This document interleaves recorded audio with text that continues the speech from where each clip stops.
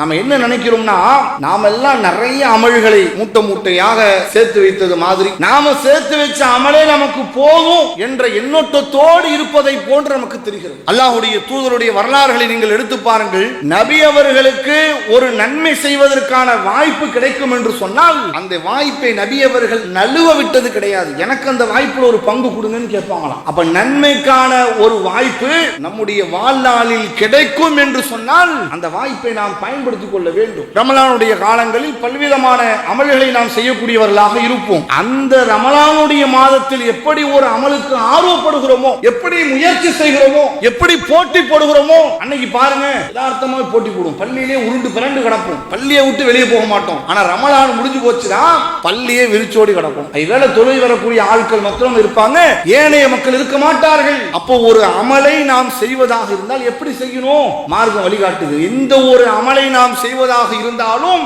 அல்லாஹ்விற்கு பிடித்தது தெரியுமா? குறைவாக செய்தாலும் அதை தொடர்ச்சியாக செய்வது.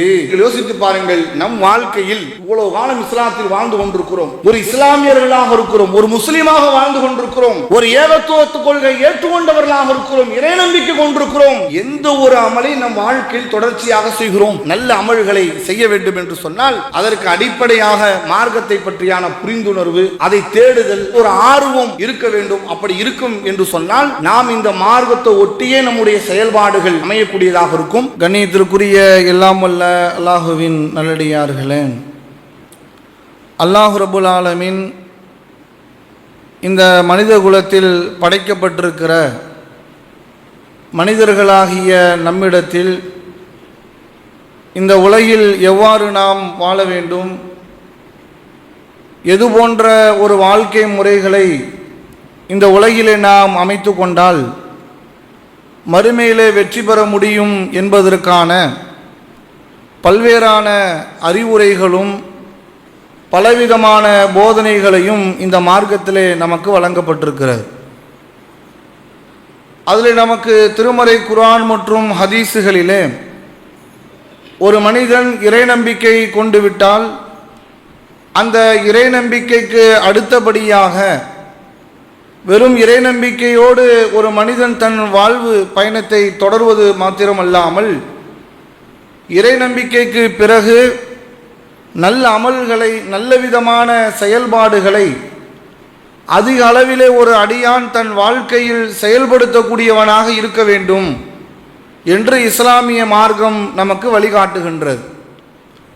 பொதுவாக இன்றைக்கு பரவலான மக்களிடத்திலே எப்படியான நம்பிக்கை இருக்கிறது என்று சொன்னால், அல்லாஹ் ஒருவன் என்று நாம் உறுதியாக நம்புகிறோம். அல்லாஹ்விற்கு எந்த ஒன்றையும் இணை கற்பித்து விடக்கூடாது என்ற நம்பிக்கையிலே ரொம்ப தெளிவான முறையிலே நமது நம்பிக்கை இருப்பதை நாம் பார்க்க முடிகின்றது. ஆனால் அதே நேரத்தில் ஏனைய அமல்களில் இஸ்லாம் சொல்லுகின்ற பலவிதமான நல்ல அறங்களில் நமது பங்களிப்பு என்பது, செயல்பாடுகள் என்பது குறைவாக இருப்பதை நாம் சமூகத்தில் பார்க்கின்றோம். நாம் தொழுதால் மாத்திரம் போதுமானது, அல்லாஹ்விற்கு எந்த ஒன்றையும் இணை கற்பிக்காமல் வாழ்ந்துவிட்டால் அதுவே நமக்கு போதுமானது, ஏனைய அமல்கள் எல்லாம் நமக்கு தேவையில்லை என்ற சிந்தனைகளோடு தான் இன்றைக்கு பெரும்பான்மையான மக்களுடைய மனநிலை இருப்பதை நாம் பார்க்கின்றோம். அதனால தான் ரமலானுடைய மாதங்கள் வந்துவிட்டால் பல்விதமான அமல்களை நாம் செய்கின்றோம். ஆனால் ஏனைய காலங்களில் அந்த அமல்களில், அந்த நல்ல காரியங்களில் ஈடுபடுவது நம்மிடத்திலே குறைவாக இருப்பதை நாம் பார்க்க முடிகின்றது. அல்லாஹ் ரப்புல் ஆலமீன் திருமறை குர்ஆனிலே நமக்கு சொல்லி காட்டுகிறான், வமன் அஹஸன கௌலன் மிம்மன் தா இலல்லாஹ். அல்லாஹ்வின் பக்கம் ஒருவருக்கு அழைப்பு கொடுத்து, வஅமிலன் சாலிஹன், நல்லறங்கள் ஒருவர் செய்துவிட்டு, வகால இன்னனி மினல் முஸ்லிமீன், நான் முஸ்லிம்களில் ஒருவனாக இருக்கிறேன் என்று சொல்கிறாரு, அவரை விட சிறந்தவர் யார் இருக்க முடியும் என்று அல்லாஹ் கேட்கிறான். அல்லாஹ்வின் பக்கம் ஒருவருக்கு அழைப்பு கொடுத்து, அழைப்பு கொடுப்பதோடு ஒருவர் நின்று விடாமல் நல்லமல்கள் தன் வாழ்வில், தன் வாழ்க்கையில் ஒருவர் செய்கிறார் என்று சொன்னால் அவர்தான் முஸ்லிம் என்று அல்லாஹ் இந்த வசனத்தில் சொல்வதை பார்க்கிறோம். மற்றொரு வசனத்திலே அல்லாஹ் சொல்லி காட்டுகிறான், மனிதர்கள் நஷ்டத்திலே இருந்து கொண்டிருக்கிறார்கள். எந்த மனிதர்கள் எல்லாம் நஷ்டத்தில் இருக்கிறார்கள்? அதை அல்லாஹ் தன் வேதத்தில் சொல்கிறான், இல்லல்லதீன ஆமனு வஆமிலு சாலிஹாத், அல்லாஹ் மீது நம்பிக்கை கொண்டு நல்லறங்கள் செய்கின்றார்களே, இவர்களை தவிர ஏனைய மனிதர்கள் அனைவரும் நஷ்டத்திலே இருந்து கொண்டிருக்கிறார்கள் என்று அல்லாஹ் குறிப்பிடுவதை பார்க்கிறோம். அப்ப இஸ்லாத்தினுடைய பார்வையில் முதலில் நம்பிக்கை என்பது தெளிவாக இருக்கணும். அல்லாஹ் மீது நம்பிக்கை கொள்வது என்பதில் உறுதியாக இருக்கணும். அல்லாஹ்விற்கு எந்த ஒன்றையும் இணை கற்பிக்காமல் இருக்க வேண்டும் என்பதில் நாம தெளிவு கொண்டவர்களாக இருக்க வேண்டும் என்று இஸ்லாம் சொல்கிறது. அதோடு தன் வாழ்க்கையை நிறுத்தி கொள்ளலாமா என்று கேட்டால் அப்படி நின்று விடக்கூடாது. பலவிதமான நல்லமல்களை செய்வதற்கு அதற்கான வாய்ப்பு சூழல்கள் நமக்கு எங்கேனும் கிடைக்கும் என்று சொன்னால் அந்த வாய்ப்புகளை பயன்படுத்தி கொள்ளக்கூடிய ஒரு நிலைகளை நாம் உருவாக்கி கொள்ள வேண்டும் என்று இந்த வசனம் நமக்கு சொல்வதை பார்க்கிறோம். நபிகள் பெருமானார் ஸல்லல்லாஹு அலைஹி வஸல்லம் அவர்கள் தன்னுடைய இறுதி பேருரையின் போது, ஹஜ்ஜத்துல் விதா என்று சொல்லும், அந்த இறுதி பேருரையின் போது ஒட்டுமொத்த சஹாபாக்களையும் அல்லாஹ்வுடைய தூதர் ஒன்று நிறுத்தி நபி அவர்கள் சொல்லுகின்ற அந்த அறிவுரை, அலாம் அறிந்து கொள்ளுங்கள், வஇன்ன ஷைத்தான கது யைஸமின் அய்யுபுது ஃபீ பிலாதிக்கும் ஹாதாம், ஷைத்தான் இந்த நகரத்திலே, மக்கா என்ற இந்த நகரத்திலே அவனுடைய வழிபாடுகளை மக்கள் பின்பற்றுவதில் அவன் நம்பிக்கை இழந்து விட்டான். அந்த அளவுக்கு உறுதியான ஒரு சமூகத்தை நபி அவர்கள் உருவாக்கினார்கள்.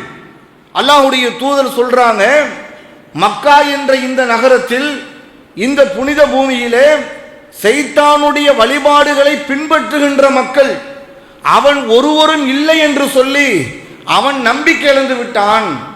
வலாக்கின் என்றாலும் சதகூனு லஹு தாஅத்தன் ஃபீமா தஹ்தரிகூன மின் அமாலிக்கும் ஃபயஸ்லா பிஹி, அதே நேரத்தில் எந்த ஒன்றை நீங்கள் ஒரு அமல்களை நீங்கள் அலட்சியமாக இருக்கின்றீர்களோ அந்த அமலுடைய விஷயத்திலே சைத்தான் மகிழ்ச்சி அடைகிறான்.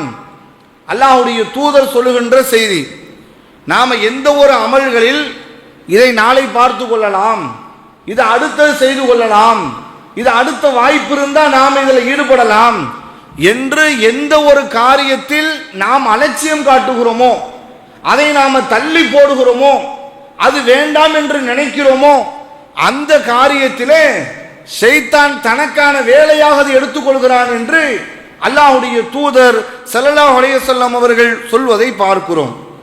இன்றைக்கு நம் நடைமுறை வாழ்க்கை நீங்கள் எடுத்து பாருங்கள்.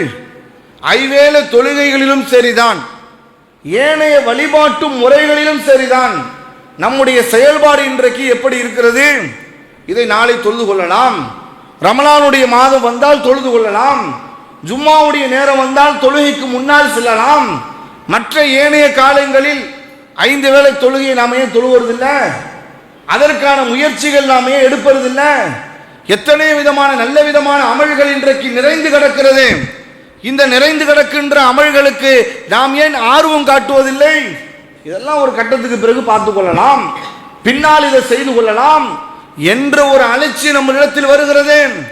இந்த அலட்சியத்தை தான் சைத்தான் பயன்படுத்திக் கொள்வான் என்று சொல்லி அல்லாஹ்வுடைய தூதர் சொல்வதை பார்க்கிறோம்.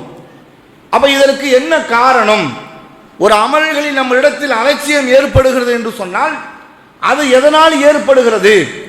எதனால் இப்படியான ஒரு அமல்களில் ஒரு பலவீனமான சூழல் நம்முடைய வாழ்க்கையிலே தொடர்ச்சியாக காணப்படுகிறது? எந்த ஒரு அமலை குறித்து நமக்கு விழிப்புணர்வு ஏற்படுத்தப்படவில்லையா? தொழுகையை குறித்து விழிப்புணர்வு ஏற்படுத்தவில்லையா? தர்மத்தை குறித்து விழிப்புணர்வு ஏற்படுத்தப்படவில்லையா?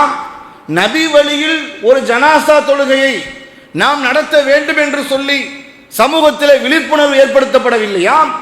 எல்லாமே இன்றைக்கு விழிப்புணர்வு ஏற்படுத்தப்பட்டாலும் அதில் இன்றைக்கு நம்ம இடத்தில் பலவீனங்கள், அலட்சியம் இருக்கிறது என்று சொன்னால் அதற்கு காரணம் என்ன தெரியுமா?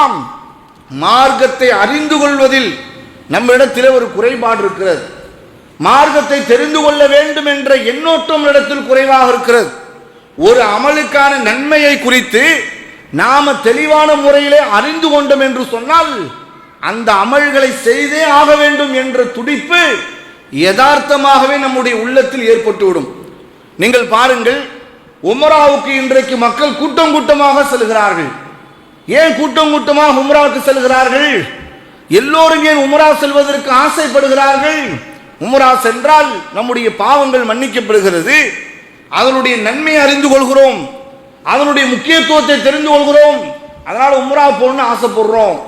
ஜும்மாவுடைய தினத்திலே 5 வேளை தொழாத மக்கள் கூட ஜும்மாவுடைய தினத்தில் பள்ளிகள் நிறைந்து காணப்படுகிறது என்று சொன்னால் என்ன காரணம்? ஜும்மாவில் நன்மைகள் வழங்கப்படுது. முதல்ல வந்தவர்களுக்கு ஒட்டகம் குர்பானி கொடுத்த நன்மை, இரண்டாவது வருபவர்களுக்கு மாடு குர்பானி கொடுத்த நன்மை, மூன்றாவது வருபவர்களுக்கு ஆடு குர்பானி கொடுத்த நன்மை. நன்மையை பற்றி தெரிந்து கொள்கிறோம், அதற்காக விரைந்து வருகிறோம். இது மாதிரி ஒவ்வொரு விஷயத்திலையும் ஒவ்வொரு அமல்களையும் அதற்கான நன்மைகளை தெரிந்து கொள்ள வேண்டும் என்கிற கல்வி அறிவு நம்மளிடத்தில் இருக்கும் என்று சொன்னால் அந்த அமல்களுக்கு நாம் இயல்பாகவே விரைந்து போவோம். அது இன்னைக்கு நம்மள்கிட்ட குறைவாக இருக்குது. கல்வியை பற்றியும் மார்க்கத்தை தேடுதலை பற்றியும் மார்க்கத்தை அறிந்து கொள்வதை பற்றியும் எது நன்மைகள் மிக்க மறுமையில் நமக்கு வெற்றி ஏற்படுத்தும் என்பது குறித்தான அறிவு நம்மிடத்தில் மிக குறைந்து கொண்டே இன்றைக்கு போவதன் காரணத்தினால்தான் மார்க்கத்தை பின்பற்றுவதில் நம்மிடத்தில் அலட்சியம் நீடிக்கிறது. நபி அவர்களுடைய அந்த சமூகத்தை நீங்கள் எடுத்து பாருங்கள். அல்லாஹ்வுடைய தூதர் ஸல்லல்லாஹு அலைஹி வஸல்லம் அவர்கள் சஹாபாக்களிடத்தில் கேட்கிறார்கள், மன் அஸ்பஹ மின்குமுல் யௌம், இன்றைய தினம் உங்களின் நோன்பு நோற்றவர் யார் என்று அல்லாஹ்வுடைய தூதர் கேட்கிறார்கள்.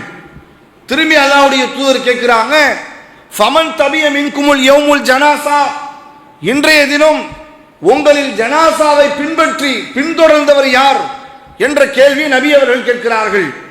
ஃபமன் அத்தா மின்குமுல் யௌமு மிஸ்கின், இன்றைய தினம் உங்களில் ஏழைகளுக்கு உணவளித்தவர் யார் என்று நபி அவர்கள் கேட்கிறார்கள். நான்காவது கேட்கிறார்கள், ஃபமன் ஆத மின்குமுல் யௌமுல் மரீல், இன்றைய தினம் உங்களின் நோயாளியை சந்தித்தவர் யார் என்று நபி அவர்கள் கேட்கிறார்கள். 4 கேள்வி ரசூலுல்லாஹ் கேட்கிறாங்க. இன்றைய தினம் உங்கள நோன்பு நோற்றவர் யாரு? முதல் கேள்வி. இரண்டாவது ரசூலுல்லாஹ் கேட்கிறாங்க, ஜனாசாவை பின்தொடர்ந்து சென்றவர் யாரு? இரண்டாவது கேள்வி. மூன்றாவது நபி அவர்கள் கேட்கிறார்கள், ஏழைகளுக்கு உணவளித்தது யாரு? இது மூன்றாவது கேள்வி. இன்றைக்கு நோயாளியை நல விசாரித்தது யாரு என்று 4 கேள்விகள் கேட்கப்படுகிறது. இந்த 4 கேள்விக்கும் சொல்லப்படுகிற பதில் என்ன தெரியுமா? அபூபக்கர் ரலியல்லாஹு அன்ஹு என்று சொல்லப்படுகிறது. இந்த 4க்குமே அவர் விரைந்திருக்கிறார். நபி அவர்கள் சொல்றாங்க, இந்த 4 காரியத்தையும் ஒரு சேர ஒருவர் செய்கிறார் என்று சொன்னால் இல்லல் தஹலுல் ஜன்னா, அவர் சொர்க்கத்தை தவிர வேற எதுவும் அவருக்கு வழங்கப்படாது, சொர்க்கத்திற்குள் நுழைந்து விடுவார், சொர்க்கவாசி ஆகி விடுவார் என்று அல்லாஹ்வுடைய தூதர் சொன்னார்கள். அப்ப இந்த மாதிரி ஒரு அமல்களுக்கு அவர்கள் முந்தி செல்கிறார்கள் என்றால் அதற்கு என்ன காரணம்? அந்த அமலை பற்றியான விழிப்புணர்வு இருந்தது, அந்த அமலை பற்றியான புரிந்துணர்வு இருந்தது. இந்த செயலை செஞ்சால் நாளைக்கு மறுமையில் இப்படியான கூலிகள் கிடைக்கும். இதனுடைய ஒவ்வொரு விஷயத்தையும் நீங்கள் எடுத்து பாருங்கள். நோன்பு வைப்பது நம்முடைய பாவங்கள் மன்னிக்கப்படுகிறது. ஜனாசாவை பின்தொடர்ந்து செல்வது 2 கீராத்து நன்மை என்று அல்லாஹ்வுடைய தூதர் சொன்னார்கள். ஒருவர் ஜனாசாவை பின்தொடர்ந்து சென்று அது அடக்கம் செய்யப்படுகின்ற வரைக்கும் அந்த ஜனாசாவோடு ஒருவர் கடந்து செல்கிறார் என்று சொன்னால் உஹது மலை அல்லாஹ்வுடைய தூதர் ஒப்பிட்டு சொல்றாங்க, இந்த உஹது மலை அளவுக்கான நன்மைகள் உங்களுக்கு வழங்கப்படுகிறது என்று சொல்லப்படுது. இன்னைக்கு சமூகத்தை எடுத்து பாருங்க. இந்த ஜனாசாவுடைய விஷயத்தில் எவ்வளவு பொடுபோக்கு தன்மையாக நாம் இருக்கிறோம், அந்த நன்மை இழக்கிறோம். ஒரு நபி வழியில் ஒருவர் வாழ்ந்திருப்பார், அவர் வாழ்க்கை முழுவதும் குர்ஆன் சுன்னாவை பின்பற்றியிருப்பார். அவருடைய இறுதி கட்டத்திலே அவர் மரணத்தை அடைகின்ற பொழுது அவர் வாழ்ந்த அடிப்படையிலே அவருடைய அடக்கம் ஏற்படுத்தப்பட வேண்டும் என்று சிந்தனை இன்றைக்கு சமூகத்தில் இருக்கிறதா? ஊரு கௌரவம், ஊரு பெருமை, ஊரு ஏதாவது பேசிடும் என்று சொல்லி கொண்டு இன்றைக்கு அடக்கம் செய்யக்கூடிய ஒரு நபி வழியை புறக்கணித்து விட்டு தூக்குகிற வரைக்கும் அடக்கம் செய்கிற வரைக்கும் ஃபாத்தியா பாங்கி என்று சொல்லி பல்வேறான விதத்துகளோடு இன்றைக்கு ஜனாசாவுடைய நிகழ்வு இன்றைக்கு பல இடங்களில் நடக்குது என்று சொன்னால் அதற்கு என்ன காரணம்? மார்க்கத்தை இன்னைக்கு நம்ம தூக்கி போடுறோம். எவ்வளவு பெரிய நன்மையை நாம இழக்கிறோம். உகது மலை அளவுக்கு உள்ள நன்மைங்க. ஒவ்வொரு ஜனாசா தொழுகையிலையும் அந்த ஜனாசா தொழுகையிலே நாம் கலந்து கொள்ளாமல் நாம் விடுகின்ற பொழுது எவ்வளவு பெரிய நன்மை நாம் இழந்து கொண்டிருக்கோம் தெரியுமா? உகது மலை அளவுக்கான நன்மை நம்ம இழந்து கொண்டிருக்கோம். அதுக்கு காரணம் யாரு? அந்த ஜனாசா தூக்கும் போது நம்ம ஃபாத்திஹான்று ஓதுறது, அதுக்கு மேல பூமாலை போடுறது, அதை கொண்டு கபருக்குள்ள இறக்கும் போது பாங்கு சொல்றது, அதுல பின்னர் தல்கீன் என்ற துவா ஓதுறது, பிறகு யாசின் ஓதுறது, வருபவர்களுக்கெல்லாம் முசாபாக கொடுக்கிற என்ற ஒரு பிதஅத்தை உருவாக்குறது. இப்படி ஜனாசாவுடைய பேரிலே பல்வேறான பிதஅத்துகளை இன்றைக்கு உருவாக்கி வைத்துவிட்டு இந்த நன்மைகளை செய்வதற்கான வாய்ப்பை இன்றைக்கு நாம் இழக்கின்ற சூழலை நாம் பார்க்கிறோம். அதே போன்று அல்லாஹ்வுடைய தூதர் நோயாளியை நலம் விசாரிப்பதற்கு நன்மை சொன்னார்கள். யார் ஒருவர் நோயாளியை நலம் விசாரிக்கிறாரோ அவர் சோனத்தினுடைய கனியை பறித்து கொண்டிருக்கிறார் என்று சொன்னார்கள்.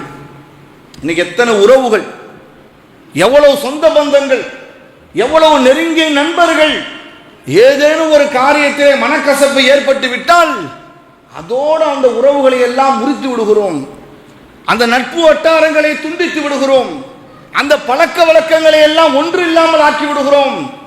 அவர் உடல்நிலை சரியில்லை என்றாலும் கூட விசாரிக்கிறதுக்கு மனசு வரல. கௌரவம் வந்து இடிக்குது, நம்முடைய பெருமை இடிக்குது, நம்முடைய குடும்ப பாரம்பரியம் இடிக்குது. ஆனால் அல்லாஹ்வுடைய தூதர் சொல்கிறார்கள், ஒரு நோயாளி நீங்கள் நல விசாரித்தீர்கள் என்று சொன்னால் சுவனத்தினுடைய கனியை நீங்கள் பறித்து கொண்டிருக்கிறீர்கள் என்று சொன்னார்கள்.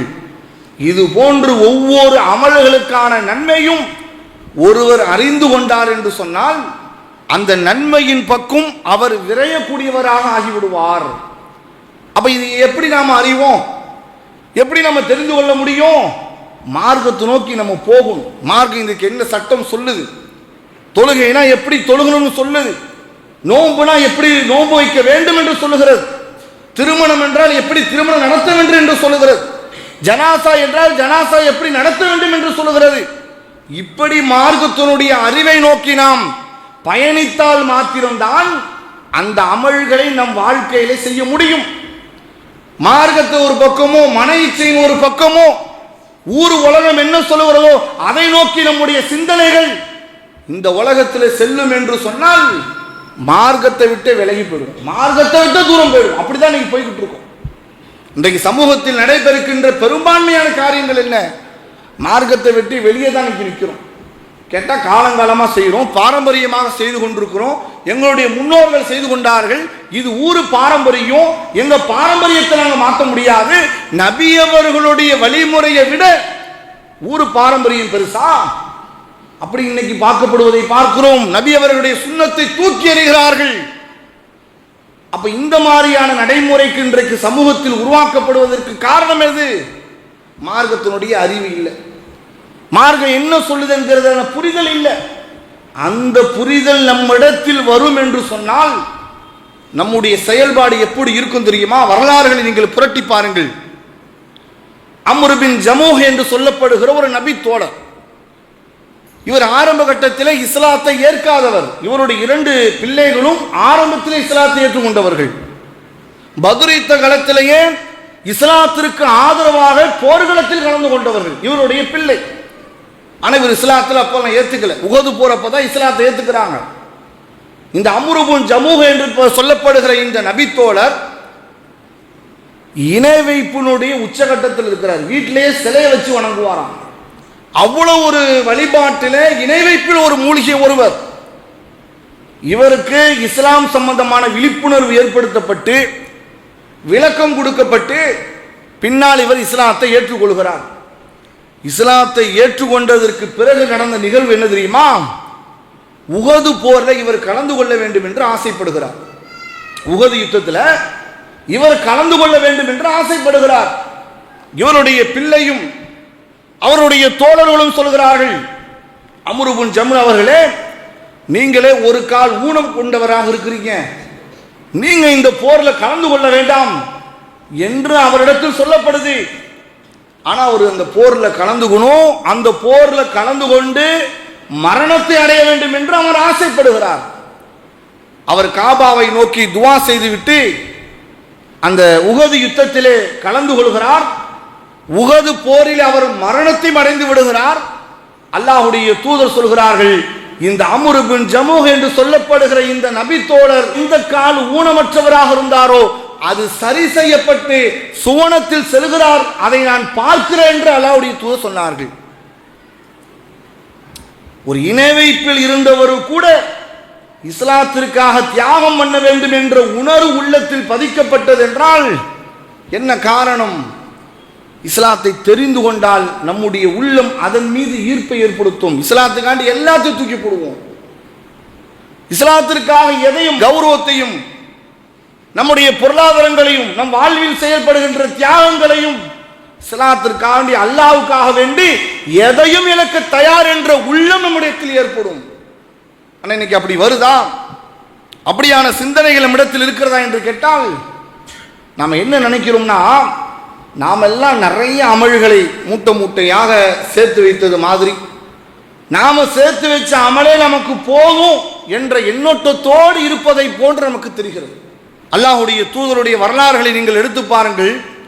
நபி அவர்களுக்கு ஒரு நன்மை செய்வதற்கான வாய்ப்பு கிடைக்கும் என்று சொன்னால் அந்த வாய்ப்பை நபி அவர்கள் நழுவ விட்டது கிடையாது. எனக்கு அந்த வாய்ப்பில் ஒரு பங்கு கொடுங்கன்னு கேட்பாங்களாம். எந்த அளவுக்குன்னு கேட்டீங்கன்னா, முஸ்னத் அஹ்மதுல பதிவு செய்யப்பட்ட ஒரு ஹதீஸ். நபி அவர்கள் பத்ர் யுத்தத்திற்காக சஹாபாக்களை அழைத்து செல்கிறார்கள். அப்படி பத்ர் யுத்தத்திற்காக வேண்டி போகிற பொழுது ஆரம்ப கட்டத்திலே வாகனத்தின் எண்ணிக்கை குறைவு. அப்போ அந்த ஹதீஸிலே சொல்லப்படுது, கான யௌம பத்ரின் பைன குல்லு சலாசத்தின், ஒவ்வொருவரும் ஒரு வாகனத்தில் 3 நபர்கள் ஏறிக்கொள்வார்கள். அந்த மாதிரியான ஒரு காலகட்டம், ரொம்ப எளிமையான காலகட்டம். ஒரு வாகனத்தில் 3 பேர் ஏறி செல்லக்கூடிய அளவுக்கான ஒரு சூழல். அப்ப நபி அவர்களுடைய அந்த வாகனத்திலே 3 நபர்கள் ஏறி செல்கிறார்கள். அபு லுபாபா என்று சொல்லப்படுகிற ஒரு நபித்தோழரும், அலி ரலியல்லாஹு என்று சொல்லப்படுகிற ஒரு நபித்தோழரும், அல்லாஹ்வுடைய தூதரும் அதில் ஏறிக்கொள்கிறார்கள். 3 பேரும் போறாங்க. எப்படியான பேச்சுவார்த்தை? ஒரு குறிப்பிட்ட தூரம் சென்ற பிறகு ஒவ்வொரு ஆளாக மாறி அந்த வாகனத்தை ஓட்டி செல்ல வேண்டும் என்று பேச்சுவார்த்தையோடு செல்கிறார்கள். வாகனம் கடந்து போகுது. ஒவ்வொரு ஆளாக இறங்குறாங்க. ரசூல்லா இறங்க வேண்டிய அந்த கட்டம் வரும்ல, அந்த சூழல் வரும்ல. அப்போ அல்லாஹ்வுடைய தூதரை இந்த 2 நபித்தோழர்களும் சொல்கிறார்கள், அல்லாஹ்வுடைய தூதரே நீங்கள் இறங்காதீங்க, நீங்க வாகனத்தில் இருங்கள், நாங்கள் இந்த வாகனத்தை ஓட்டி செல்கிறோம் என்று சொல்கிறார்கள். அப்ப அல்லாஹ்வுடைய தூதர் சொன்ன வார்த்தை என்ன தெரியுமா? உங்கள் இருவரை விட நான் நன்மையில மிகத்தவனாக நான் இன்னைக்கு காணல. நான் அதிகமா அமல் செஞ்ச மாதிரியும் நீங்க ரொம்ப குறைவா செஞ்ச மாதிரியும் நினைக்கிறீங்க. எனக்கும் இதனுடைய நன்மையினுடைய பங்களிப்பு தேவை என்று சொல்லி அல்லாஹ்வுடைய தூதர் அந்த வாகனத்தை ஓட்டி சென்றார்கள் என்ற செய்தியை நாம் ஹதீசுகள்ல பார்க்கிறோம். அப்ப நன்மைக்கான ஒரு வாய்ப்பு, ஒரு சூழல் நம்முடைய வாழ்நாளில் கிடைக்கும் என்று சொன்னால் அந்த வாய்ப்பை நாம் பயன்படுத்திக் கொள்ள வேண்டும். ரமலானுடைய காலங்களில் பல்விதமான அமல்களை நாம் செய்யக்கூடியவர்களாக இருப்போம். அந்த ரமலானுடைய மாதத்தில் எப்படி ஒரு அமலுக்கு ஆர்வப்படுகிறோமோ, எப்படி முயற்சி செய்கிறோமோ, எப்படி போட்டி போடுகிறோமோ, அன்னைக்கு பாருங்க யதார்த்தமாக போட்டி போடுவோம். பள்ளியிலே உருண்டு பிறண்டு கிடப்போம். பள்ளியை விட்டு வெளியே போக மாட்டோம். ஆனா ரமலான் முடிஞ்சு போச்சுன்னா பள்ளியே விரிச்சோடி கிடக்கும். ஐவேளை தொழில் வரக்கூடிய ஆட்கள் மாத்திரம் இருப்பாங்க, ஏனைய மக்கள் இருக்க மாட்டார்கள். அப்போ ஒரு அமலை நாம் செய்வதாக இருந்தால் எப்படி செய்யணும்? மார்க்கம் வழிகாட்டுது. எந்த ஒரு அமலை நாம் செய்வதாக இருந்தாலும் அல்லாஹ்விற்கு பிடித்தது தெரியுமா? அல்லாஹ்விற்கு அமல்களிலேயே மிகவும் பிடித்தது குறைவாக செய்தாலும் அதை தொடர்ச்சியாக செய்வது. ஆயிஷா ரலியல்லாஹு அன்ஹா அவங்கள்ட்ட கேட்கப்படுது, அல்லாஹ்வுடைய தூதர் தொடர்ச்சியாக செய்த அமல்கள் எது அப்படின்னு கேட்கிறாங்க. பலவிதமான ரசூல்லா பலவிதமான அமல்களை செய்வார்கள்.